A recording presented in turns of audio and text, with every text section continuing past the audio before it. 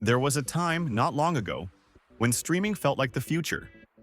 The golden promise that would change entertainment forever.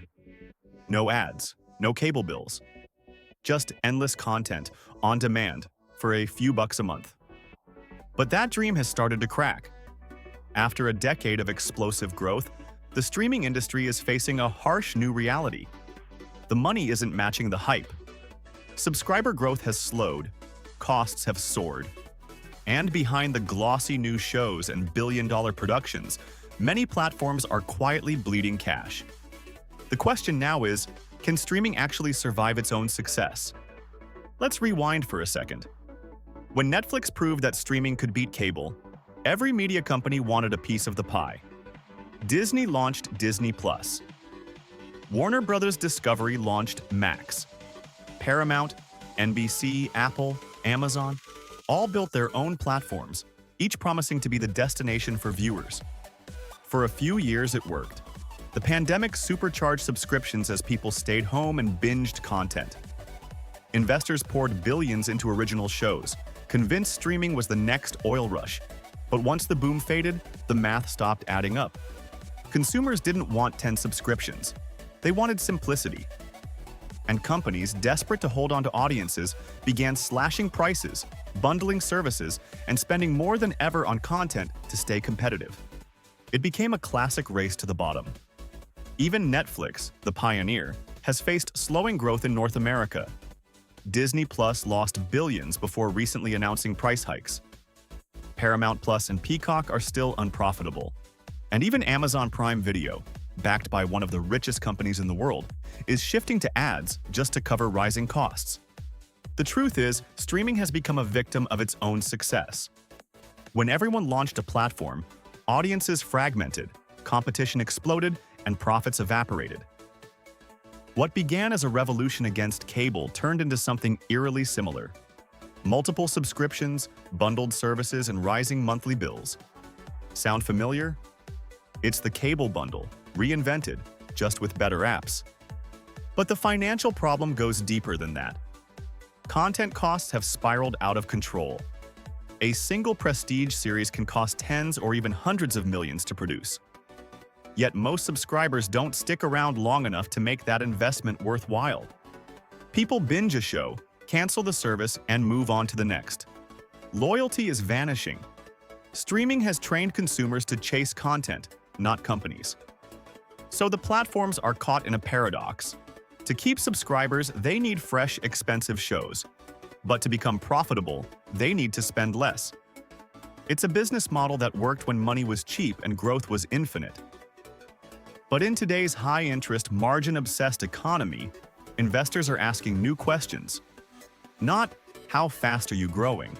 But, are you making money? For most platforms, the answer is still no. That's why we're seeing a major shift right now, from expansion to consolidation. Netflix is cracking down on password sharing and introducing ad-supported tiers. Disney Plus is merging with Hulu. Warner Bros. Discovery is slashing content and focusing on fewer, bigger hits. Even niche streamers like AMC Plus and Starz are looking for partnerships just to survive. The era of growth at all costs is over. The new game is sustainability. But there's an even bigger question behind all this.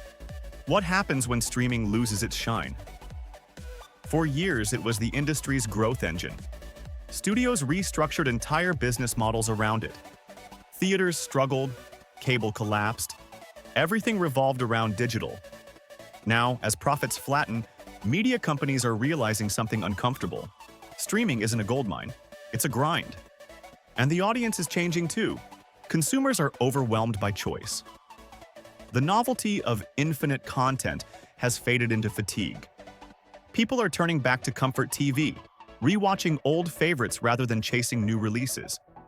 Some are even returning to free ad-supported services, the very thing streaming promised to eliminate. It's not that people don't love streaming, they do. It's that streaming, as a business, doesn't love them back, at least not yet. So where does the industry go from here? We're entering what analysts are calling the Great Rebundling.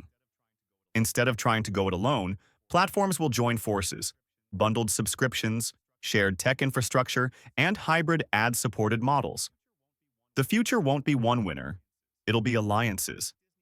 Think Disney Plus with Hulu, or Max with Discovery, or Apple bundling music, games, and TV together. The big players are realizing that in an oversaturated market, survival means partnership, not isolation.